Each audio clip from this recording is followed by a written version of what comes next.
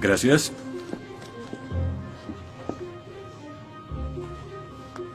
Disculpe, señor... Wheaton. Josh Wheaton. Señor Wheaton, ¿le pasa algo? No puedo hacer esto. No puedo hacer lo que pide, soy cristiano. No se preocupe, aún puede regresar a su dormitorio, arrodillarse y orar al lado de su cama si quiere. Lo que haga con su vida es su problema, pero lo que haga aquí en la clase es el mío. Yo no puedo. Muy bien, señor Wheaton. Déjeme explicarle la alternativa.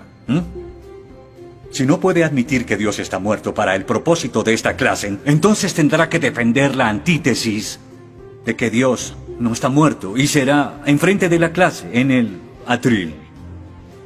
Y si falla, que de hecho lo hará, perderá esta sección que equivale al 30% de la nota final de este curso. ¿Lo acepta?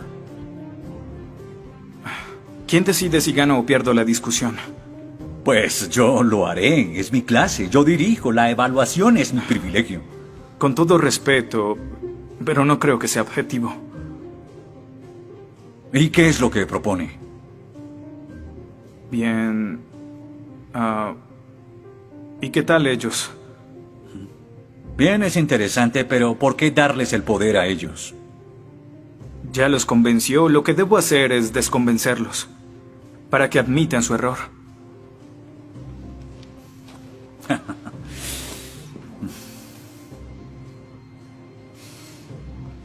Bien.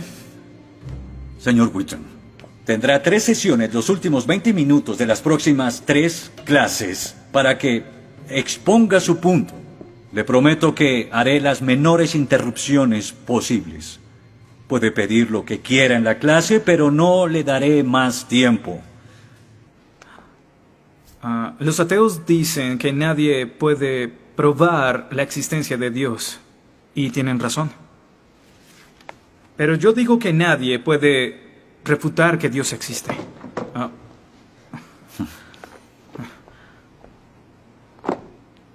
Pero la única forma de debatir este asunto es observando la evidencia disponible. Y es lo que vamos a hacer. Pondremos a Dios en un juicio. Con el profesor Radisson como fiscal y yo como el abogado defensor. Y ustedes como el jurado. La mayoría de cosmólogos están de acuerdo con que el universo empezó hace 13.7 billones de años en un evento conocido como la Gran Explosión. Ahora, analicemos la descripción del físico ganador del premio Nobel Steven Weinberg de cómo habría sido la Gran Explosión y, ya que él es ateo, podemos estar seguros de que no hay ninguna inclinación religiosa en su descripción. Al principio, hubo una explosión y en 3 minutos, 98% de la materia que hay o habrá se produjo. El universo apareció. Por 2500 años, la mayoría de científicos estuvieron de acuerdo con Aristóteles, con la idea de que el universo siempre ha existido sin inicio o final. Pero la Biblia no está de acuerdo. En 1920, el astrónomo belga Georges Lemaitre, teísta, que de hecho... ¿Qué es un teísta? Un teísta es alguien que cree en la existencia de Dios. Dijo que todo el universo saltó a la existencia en 1/1000 de 1/1000 de segundo. De la nada, en un inimaginable destello de luz. Así es como esperaría que el universo respondiera si Dios hubiera dado la instrucción en Génesis 1:3 que exista la luz. En otras palabras, el origen del universo apareció como se esperaría después de leer Génesis y por 2500 años. La Biblia tiene razón y la ciencia está equivocada. Todo apunta a un Dios que lo creó, verán. En el mundo real no se ven cosas que se salgan de la nada, pero los ateos quieren hacer una excepción en esta regla. Específicamente en el universo y... Pero en su libro El espejismo de Dios, Richard Dawkins dice que si me dices que Dios creó el universo, entonces tengo el derecho a preguntar quién creó a Dios. La pregunta de Dawkins solo tiene sentido en términos de un Dios que ha sido creado. No tiene sentido en términos de un Dios no creado. que es la clase de Dios en el que creen, incluso dejando a Dios fuera de la ecuación, tengo el derecho de devolverle la pregunta al señor Dawkins y decir, si el universo te creó, ¿quién creó el universo? Ven, tanto teístas como ateos están agobiados por contestar la misma pregunta de cómo iniciaron las cosas. Lo que espero que entiendan de esto es que no hay que cometer suicidio intelectual para creer en un creador tras la creación, y en la medida que descarten a Dios, se verán obligados a encontrar una increíble explicación de cómo las cosas iniciaron.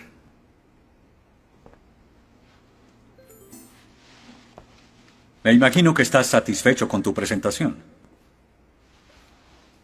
Veo que astutamente evadiste el hecho de que Stephen Hawking, el científico más famoso del mundo y no es teísta, recientemente estuvo a favor de un universo autodiseñado. No lo evadí, simplemente... Simplemente no lo sabías. Bien, veamos lo que el profesor Hawking, profesor lucasiano de física de Cambridge, quien ahora ocupa la silla usada por Sir Isaac Newton, tiene que decir sobre el origen del universo. Y cito: ya que hay una ley como la gravedad, el universo puede y se creará de la nada. Creación espontánea es la razón. Hay algo en lugar de nada. Por eso es que el universo existe. Nosotros existimos. No es necesario invocar a Dios para tener al universo en movimiento. Final de la cita. Nunca ibas a mencionar su comentario, pero su opinión se mantiene. ¿Qué respondes?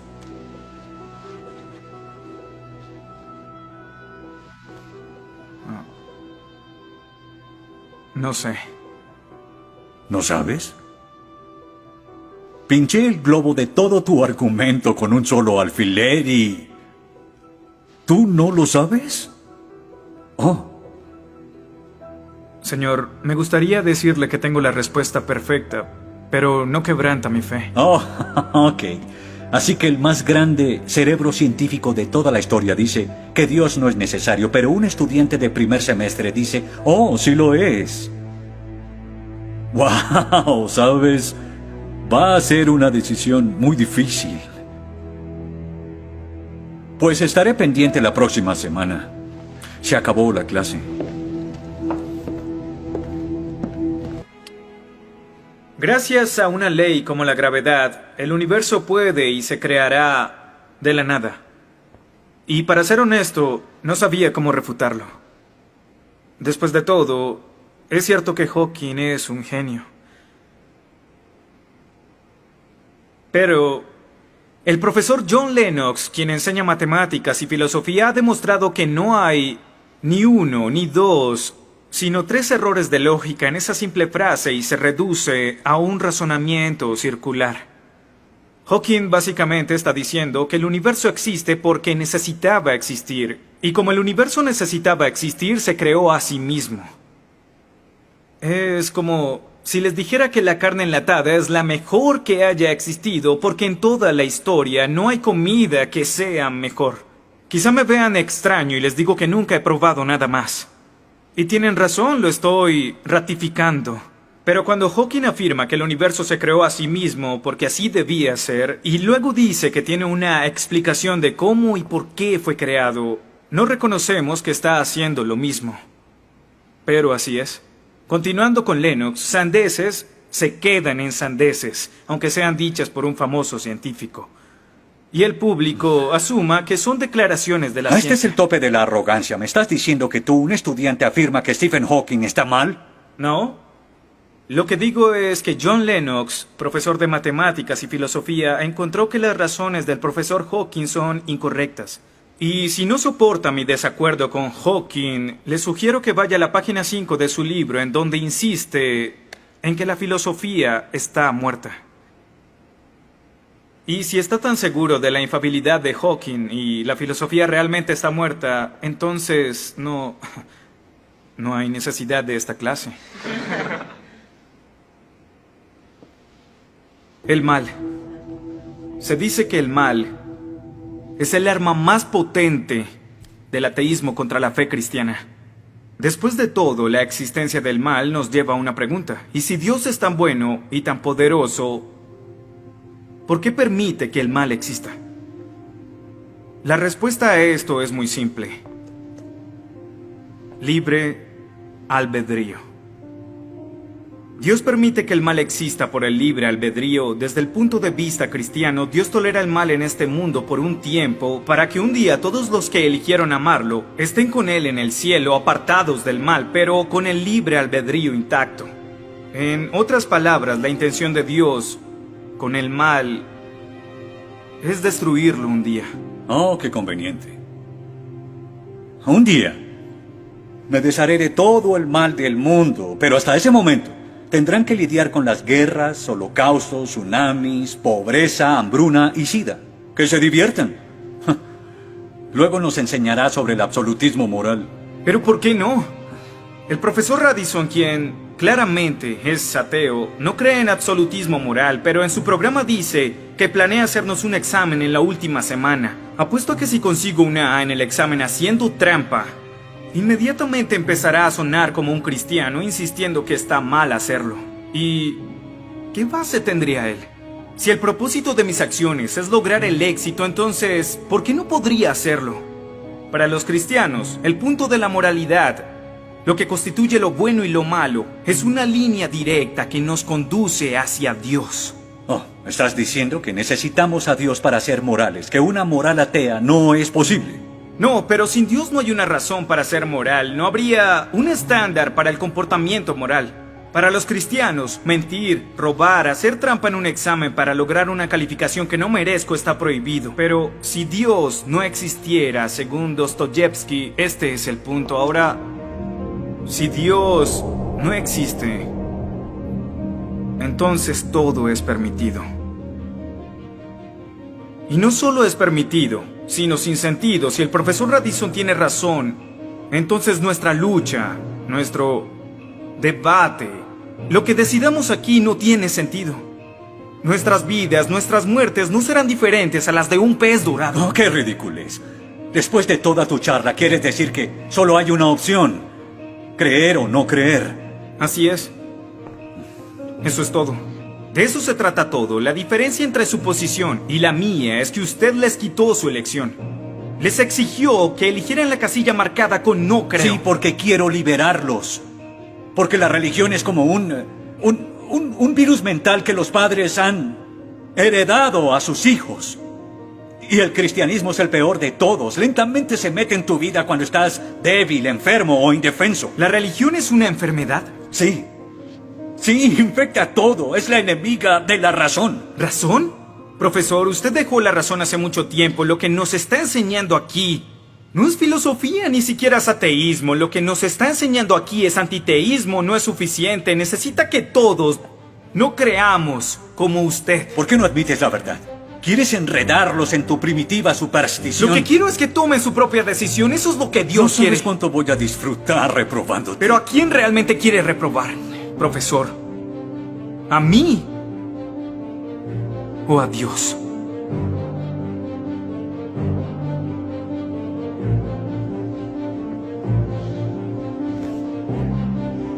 ¿Odia a Dios? Ni siquiera es una pregunta. Ok. ¿Por qué odia a Dios? Esto es ridículo. ¿Por qué odia a Dios? Responda la pregunta. ¿Ha visto la ciencia y los argumentos? La ciencia avala su existencia, conoce la verdad. ¿Por qué lo odia?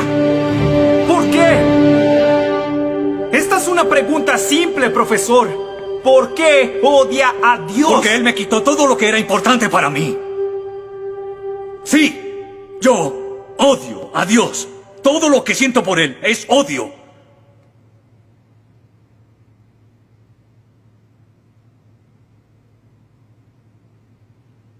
¿Cómo puede odiar a Dios si no existe?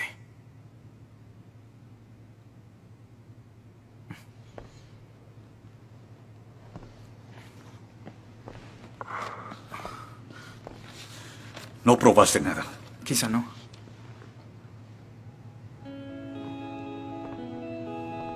Ellos deben elegir.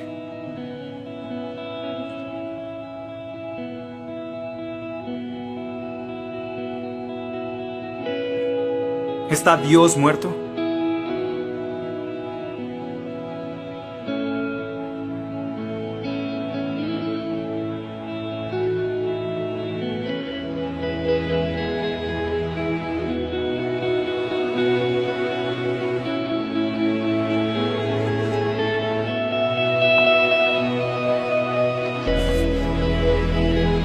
Dios no está muerto. Dios no está muerto. Dios no está muerto. Dios no está muerto. Dios no está muerto. Dios no está Dios no está muerto. Dios no está muerto. Dios no está Dios no está muerto. muerto. Dios no está muerto.